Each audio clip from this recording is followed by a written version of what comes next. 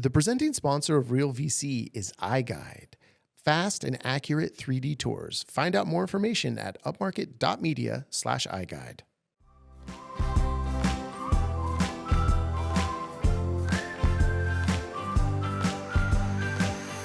Coming to you from the Upmarket studio in beautiful San Buenaventura, California, this is Real VC, a podcast all about Ventura County real estate. My name is Reed Fish. I'm the CEO of Upmarket Media, and Katie Connolly, hello. Hello. Realtor with Coldwell Banker Realty. Yes, yeah. Right here in Ventura County. Oh, yeah, perfect. And then we always have Molly Peart here producing behind the camera. Yep, behind the camera. All right. Thank you, Molly. You doing okay today? Yes, I'm doing swell. Thank you, Reed. Oh, yeah, you're welcome. You're welcome. And then we do have a guest today. We do. So we got a guest back in the seat here. I know. On the last couple episodes, we talked about the kind of a hidden gem here in Ventura County. Right. And then we have a hidden gem of a person. We do. Here. Brandy Lengning of Homegrown Realty in Fillmore. Good old Fillmore. In the last few episodes, we have ended up talking about Fillmore a bit. And so we were like, I got Fillmore on the brain. Let's dive in a little bit of that. And so your business is based in Fillmore. Yes. And so can you give us, what's the lay of the land like with real estate in Fillmore as opposed to maybe it was 5 years ago? Because it feels like it's one place in Ventura County that has changed a lot in the very recent past. Absolutely. It's changed a lot. We've had a lot of new buildings, a lot of new homes, huge change in demographics. Population alone has increased by the thousands in the last 5 years. Like what? Like in the thousands, a couple thousand? Couple thousand. Yeah, okay, yeah. Yeah. But what is the population of Fillmore around about? Yeah, it's just short of 20,000 was the last that I had read. Okay. Oh, wow. Mm-hmm. Yeah. And so so if you're looking at a couple thousand, that's 10%. Yeah. Bump. But I moved there 17 years ago. Okay. And back then it was 14,000. Oh, yeah. And so that's a pretty big change in a relatively short time. Yeah. Well, and I feel like you can see it from the highway.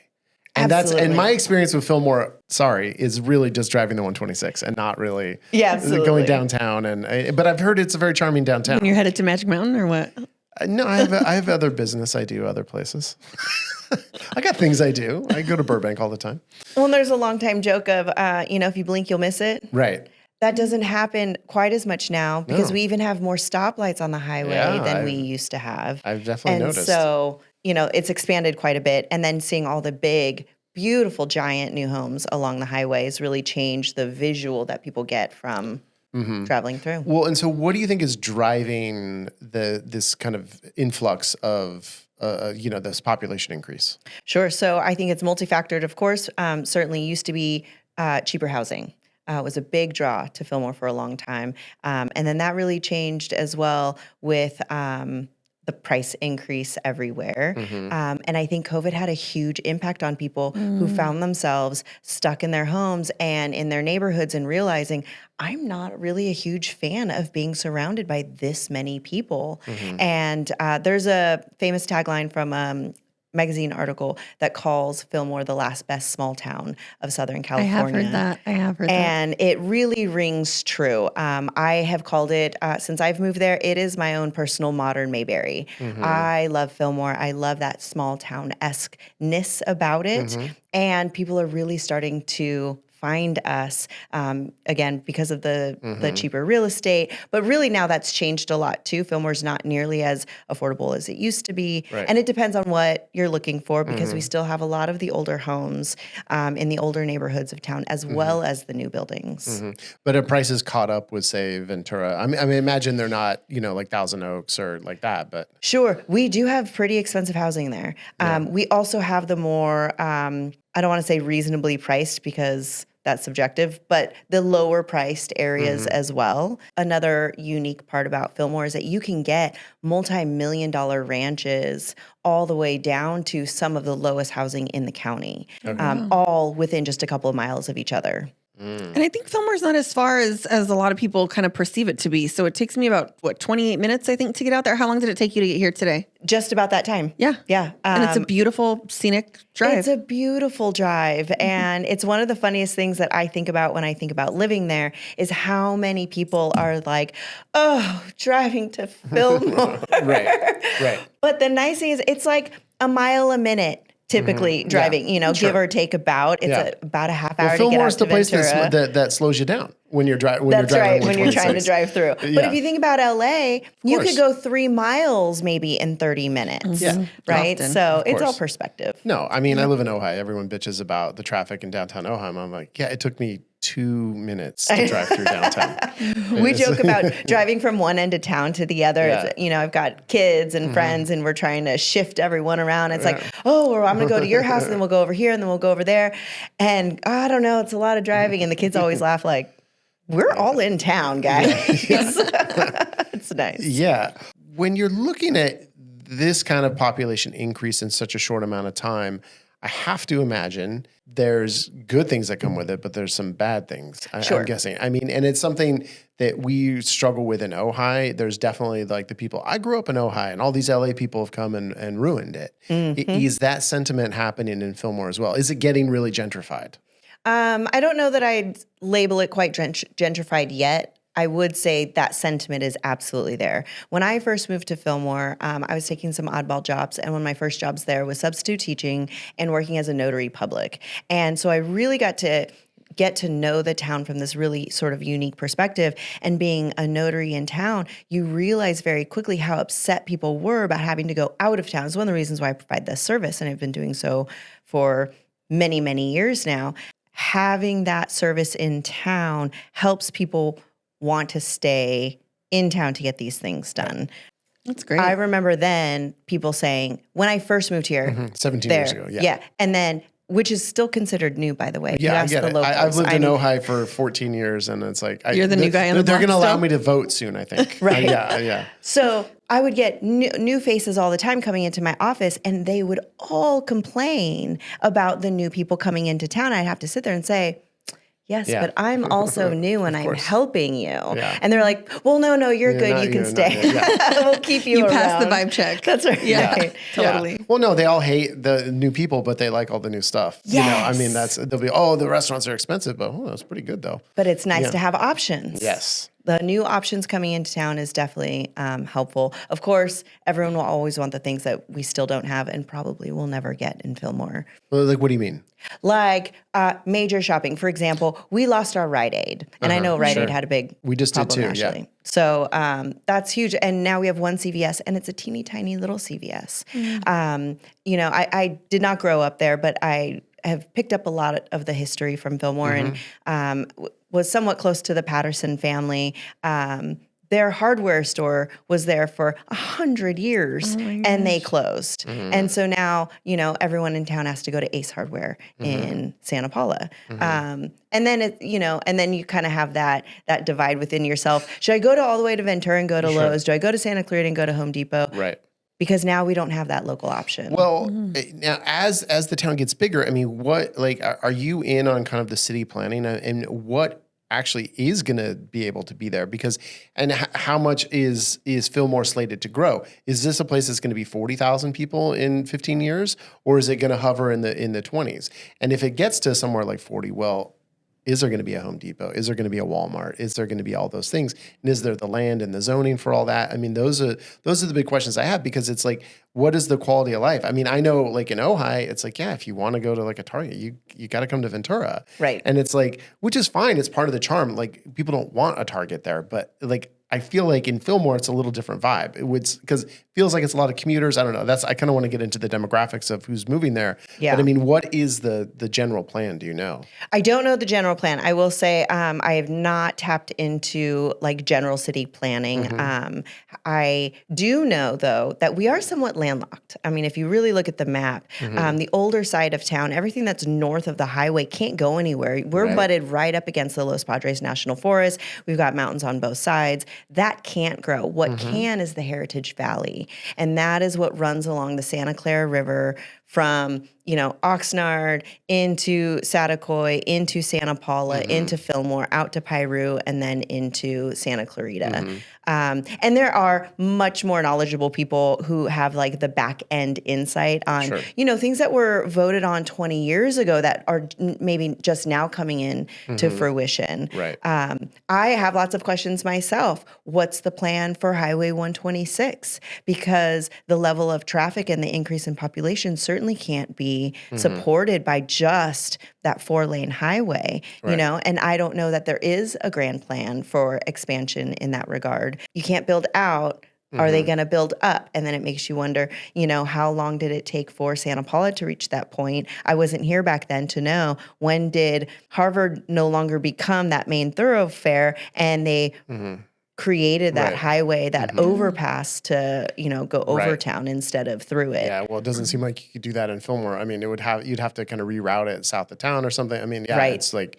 these questions I don't know. So, I don't know the answer either. It is fascinating to think about, though, because they can't. I mean, there's still land available in that river area, but then there's always the question of, you know, who wants to build in a river bottom? Well, and you know, and is that kind of where things are headed, even just on a state-wise, of building more freeways? I don't know that that's really what people are wanting to do, right? I would think there might be a public transit option that could come, that would be before. And maybe that will come with like autonomous driving, and a whole new generation who's less inclined to drive. But that's kind of that's to me the big question is, who's moving to Fillmore now?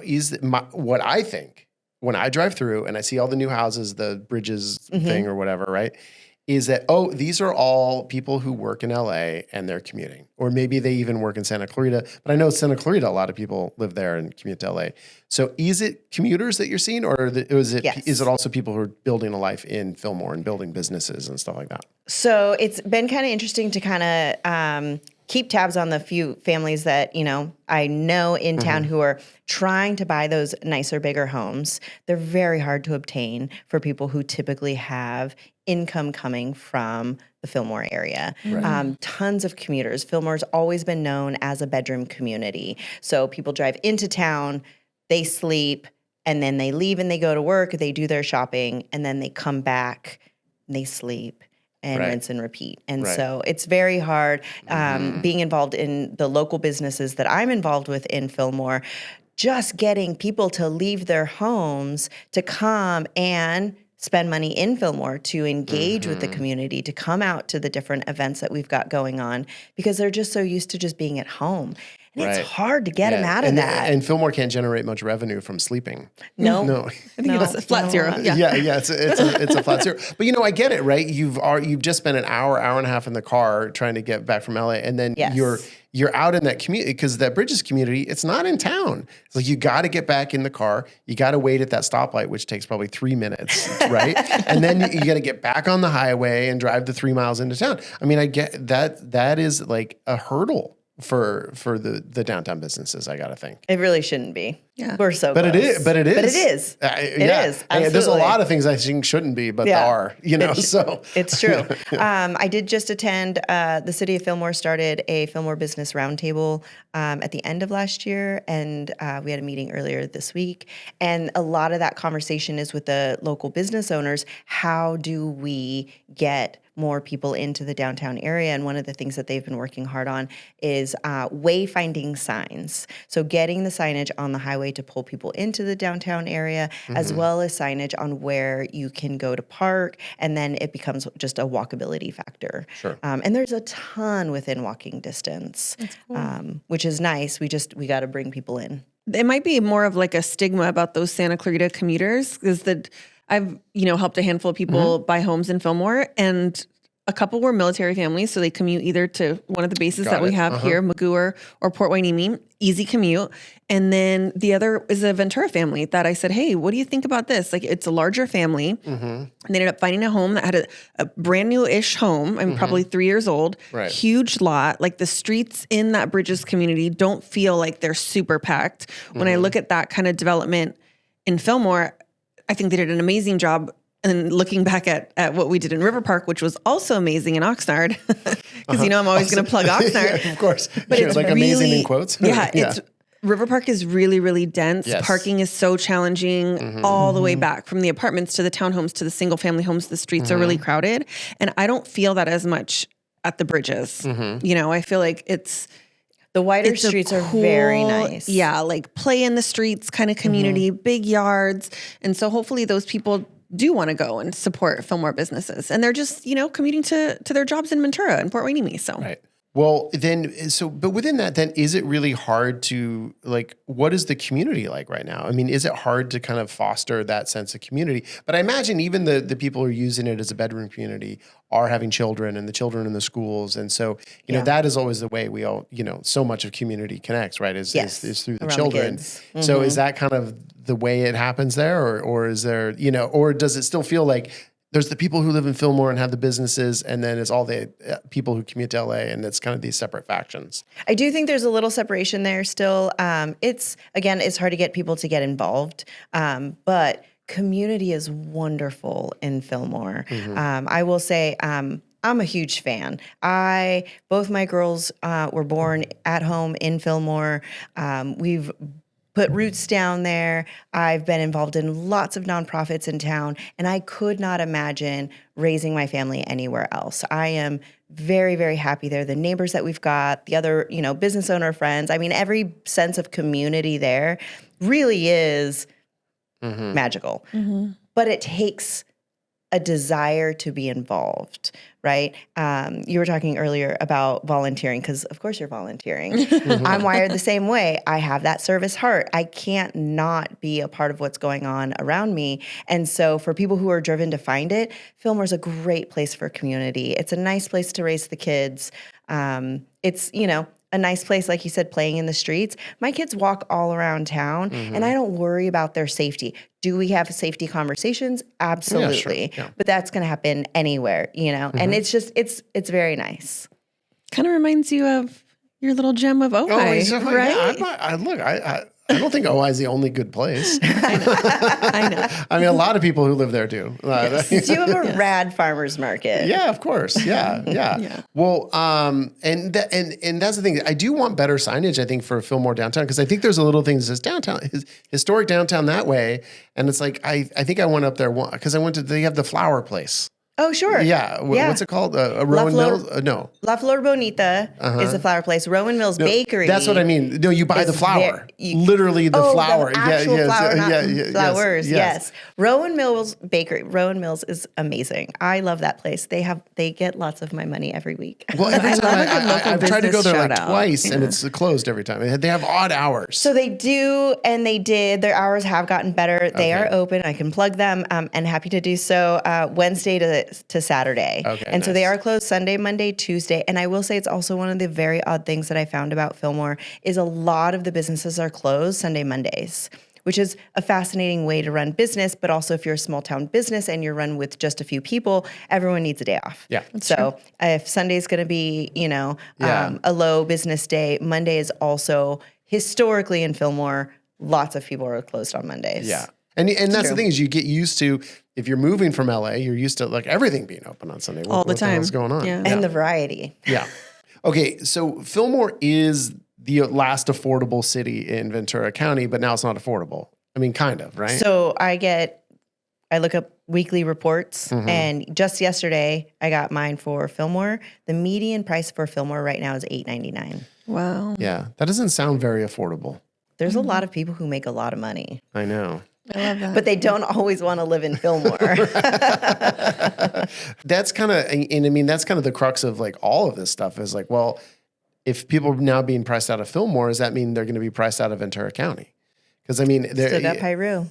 What's the median price there? Do you have? I don't know the median price off the top of my head there, but it is slightly more affordable than Fillmore. Much, much smaller. Right, community. but is there anything in Piru? There's a firing range. Okay, well, And a beautiful lake. Yeah, right. And access right there to the Los Padres National Forest. Sure, okay. Yeah, all things that you use on a daily basis. I mean, stats can be a little skewed at times too, right? When a lot of those new bigger homes are around that 8, 9, over $1 million range. And if more of those are selling, the stats are going to kind of get pushed up. Of course.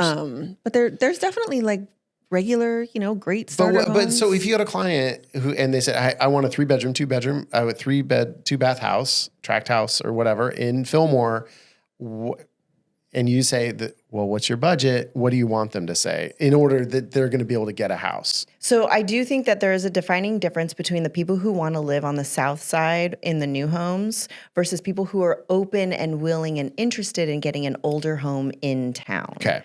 Because that is a several $100,000 difference in pricing.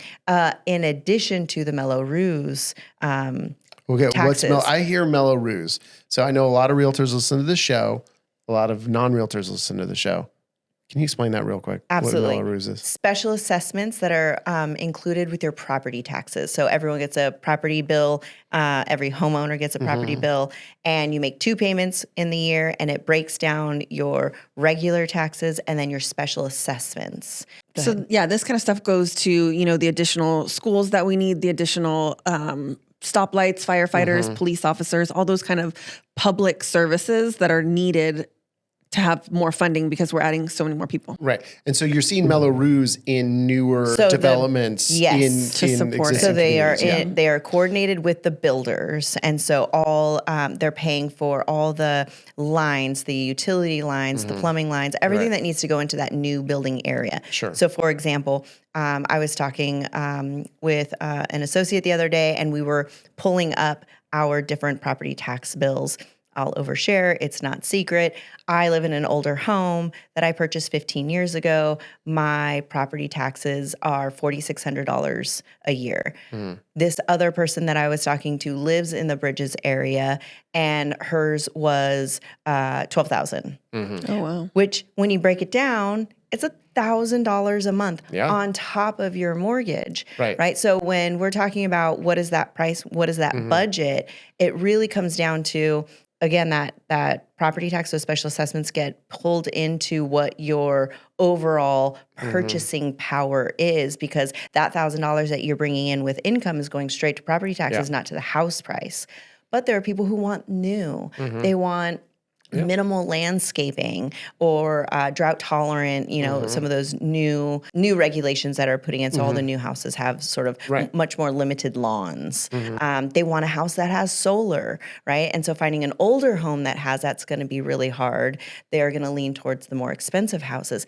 And then you've got people who are not so handy, and they're not stoked about the idea of taking on a house that's maybe 60 years old, and they know at some point might need to be repiped or maybe not rewired, but maybe rewired. We all know home ownership comes with a slew of surprises, even with new homes, but more so with the older ones, because you just know there's more you're taking on. So it really depends on where they are at in their lives, because you can buy much more square footage with the bigger houses. The older homes in town, they're not as big. Sure. Are you comfortable with that kind of tight living space with your family? Or are you in a situation where everyone wants their own room and their own space? And oh man, I think you're better off in the smaller house.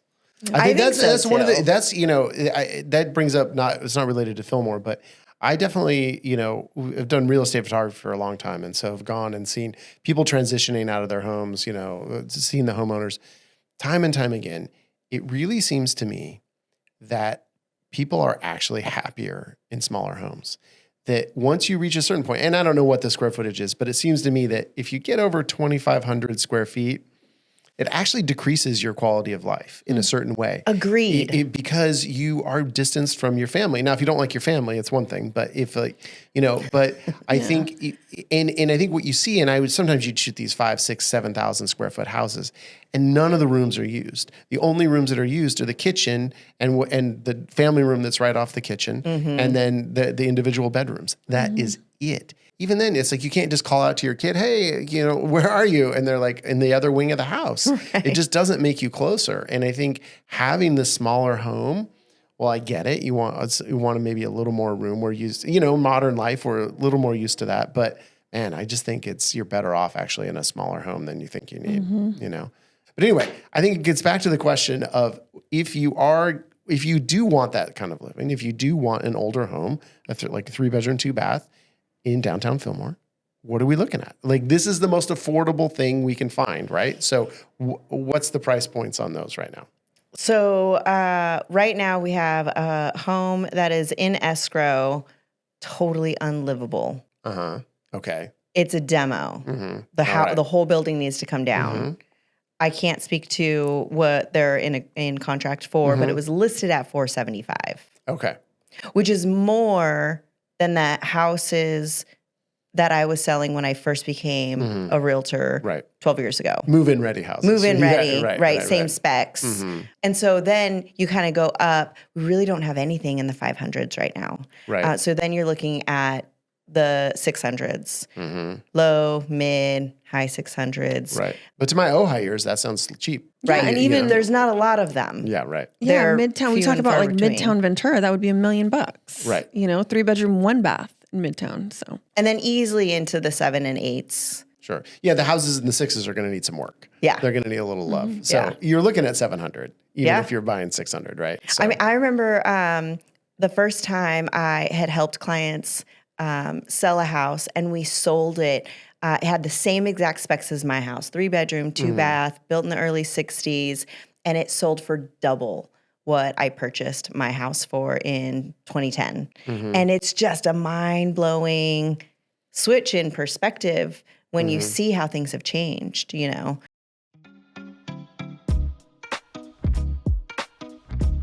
So Brandy, I know, so Fillmore, we've talked about how wonderful it is, but I feel like you guys might be behind the times in certain things. Are realtors out there, are they doing 3D tours? It's not super common. I think we got to change that. Because I'm so happy that this show is sponsored by iGuide, who is probably right now, to me, my favorite 3D tour provider. We actually provide a bunch of different versions of 3D tours, but iGuide, it's accurate and the user experience is super easy. So when you do an iGuide and you put that on your listing, people can just walk through the house, see where everything is, get the lay of the land. We can also create floor plans and site plans from that. So if you have a property that has a nice yard or some property, we can actually take it out, do some scans, and then you're going to get a nice site plan that you can put with the listing. And the great thing also about iGuide is the tours are available anywhere. There's other major 3D tour companies that maybe people have heard of that are owned by these giant corporations that rhyme with pillow and domes.com that might be fighting with each other and not allowing any of their other 3D tours to be shown on those. iGuide is agnostic. You can show it anywhere. So go to upmarket.media/iGuide to learn all about it. And thank you, iGuide, for your support.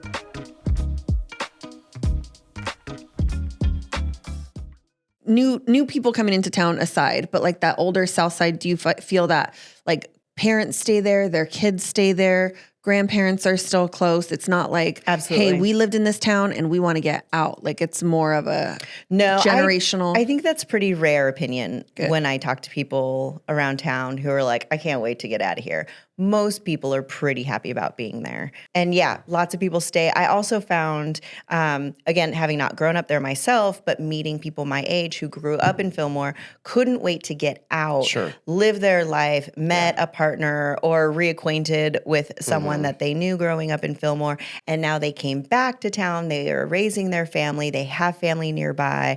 And that is a very common wave, which is very cool. Because then, they're sending their kids to the same elementary school that they went to. Yeah. It's hard. If you grow up in a small town, you kind of you got to get out. Yeah, not everyone does, but I was ready, and of course I'm like, you're not going back to Red Bluff, are you? No, I am not going back to Red Bluff. So I just chose a different small town to settle down. There you go. Yeah. So go live your life. See what's out there. Yeah. I think when I moved out, sorry. Oh yeah, and Molly grew up in Ojai. Yeah. So I come from a 4-generation family in Ojai, and I thought of Ojai, I was like, oh, classic small town. Everyone goes to the Nordoff football games. That's how I grew up. And it changed so much after high school. And then I was like, I was so ready to leave when COVID hit. And then I went to college and I was like in Alabama. And I was like, what? Why was I so I just didn't take advantage of growing up there because that's all I knew. Sure. And then I couldn't wait to come back. So my husband and I now live in Ojai and we rent for, what it is. But I couldn't be happier to be back home. So like you said, a lot of couples or individuals want to move back to Ventura County because of how we grew up and we didn't realize how good we had it. Yeah. Hindsight's always 2020. Well, and I see it in other places too, where it's like, well, it's objectively not as great as other places, but you're like, it's home and it's where my family is, and all that. So I mean, you can't discount that kind of stuff. Plus, Ventura County as a whole is beautiful. It really is just a wonderful place, and I always say Fillmore is centrally located in the middle of nowhere. Yeah, and it's the best place to be because you can be at the beach in a half hour. You can be in the city, not a half hour, 45 minutes the other direction, Mountains really aren't that far away. No, if you want to hit not. snow. Yeah, absolutely. Yeah. Well, but it all comes back to the same thing, I think. And I think we've talked about it here now a bit. But like all these kids who do want to come back, it's like they need to have jobs, and then they need to have jobs that you can pay for a house in Fillmore or Ojai, or Piru or wherever it is, right? And that's the hardest part. Is like as I brought up all these kids that I've seen move back, and we've hired a few of them. These 23-year-olds, 24-year-olds, they're living with their parents because that's. The big 4-bedroom apartment that they can share with 8 of their friends just doesn't exist. And, and maybe that's not the lifestyle they want right now anyway. And so it's like, how are we going to get that generation into home ownership with the way this economy is, the way prices are? So I have to plug the value of using a realtor. We definitely have. I think the biggest hurdle that I hear is down payment, saving $100,000 or hundreds of $1,000s for this down payment is aware of it. Virtually impossible. But I mean, we do this on the daily, and there's so many programs out there. I was just going to say, for the average person. My clients in Fillmore, they just got $40,000 in down payment assistance, and this is gonna change their life, being first time homeowners. Sure. Yeah, and they're right at that median age of 40 that we talk about. First-time home buyers, large family, like I said, and it's cool. So don't get scared. What I want to tell the consumers, don't get scared. There's resources out there, not for everyone, but if you want to make it happen, connect with a professional, and if it's attainable, we'll make it happen. Yeah. And I think it's just also a little bit changing the mindset, because maybe when I was a kid, you could see 25-year-olds buying houses, and that's just not happening right now here anyway. I still see people that age buying houses, but it's like in Texas or something, it's not, it's just not here. Taking that money out of state will get you a completely different. Or they just have a job out of state that just pays decent, and they can have their $200,000 house that they buy. Right. But one fun thing that we talked about on our very first episode, I don't know if you remember this. Oh, I've blocked that. But I said that a lot of Californians that leave, they don't often come back. But I'm actually seeing younger people move to Texas, like you said, and these other kind of booming places, Tennessee, across the U.S., their equity is increasing substantially in these places. And now they're able to take that equity and come back, because they do have the down payment to come back home and be where they want to be, close to their parents. That's always the problem, right? You leave, and you leave somewhere that's cheaper, then you can never, get back. There's pockets that are booming. But I think that's absolutely, and this thing is, this affordability crisis is not just happening in Ventura County. It is happening nationwide. And especially, I think Nashville, Austin, all these different places. I have a client moving to Florida, and she works remote, so she's going to be able to take her California salary, which is at the upper echelon, and it's going to go a lot further in Florida, and she's stoked on that. Yeah. It's just a little I told her she'll be back in 3 years. Yeah, exactly. Do you want to know why? Why? Because of our weather. Yes. And the people and the culture and the food. I mean, I was going to say the food. Right? The lack of giant bugs. Lack of bugs. We always have wildfires and earthquakes. I mean, everywhere has its downsides, right? I think so. Yeah. So Reed, you mentioned wildfires, which I just did. Yes. Every Californians and non-Californians worst nightmare, like natural disaster, of course, worst thing ever. To lose, your home, your belongings, and wildfire. It's scary. We've all seen that. And been there. I evacuated for a month from the Thomas fire. I know. Yeah. Yes, it's not good in any way, shape, or form. But as Brandy mentioned off kind of cameras, there are things that the state and local kind of organizations are doing to help protect homes in regards to wildfires. So what do you have on that? So they've increased regulations. And who's they? They meaning CAL FIRE. So there's state regulations that have been put into place, and then Ventura County has taken it upon themselves to really enforce these, and maybe even become a little stricter than the state guidelines. They can't be looser, but they can be a little stricter. And so they are requiring inspections for all sales.